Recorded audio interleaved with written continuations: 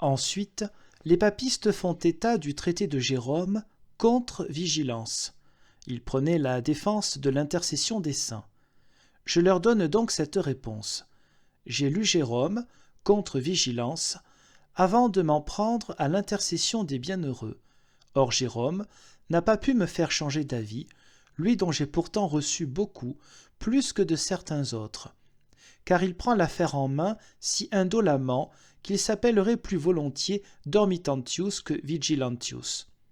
Comprends donc ma pensée, si quelqu'un veut enseigner un dogme, c'est-à-dire une idée, qui concerne la sagesse et la vérité divine, la sainteté, l'habileté et les bavardages ne servent à rien si on ne peut pas prouver ce dogme par l'écriture sainte.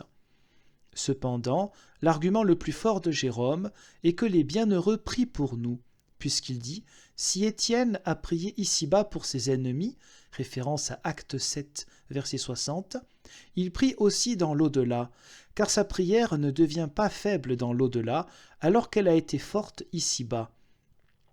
Si Paul a sauvé la vie de 266 humains ici-bas lors du naufrage, référence à Acte 27, versets 24 à 37, va-t-il maintenant fermer sa bouche devant Dieu ? Ici, il s'agit d'un dogme, c'est-à-dire d'une idée essentielle qui concerne la vérité et affirme que les bienheureux prient pour nous. C'est pourquoi Jérôme aurait dû confirmer cette idée par l'Écriture.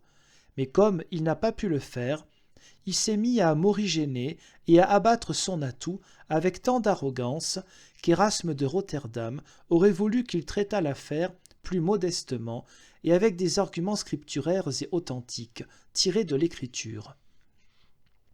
Comme cependant, il n'avance nulle part d'informations tirées de l'Écriture, car les informations qu'il avance à cet effet ne concernent que l'intercession des vivants dans ce temps-ci, Jérôme, avec ses discours astucieux, ne réussit pas mieux que le renard s'adressant à un poulailler.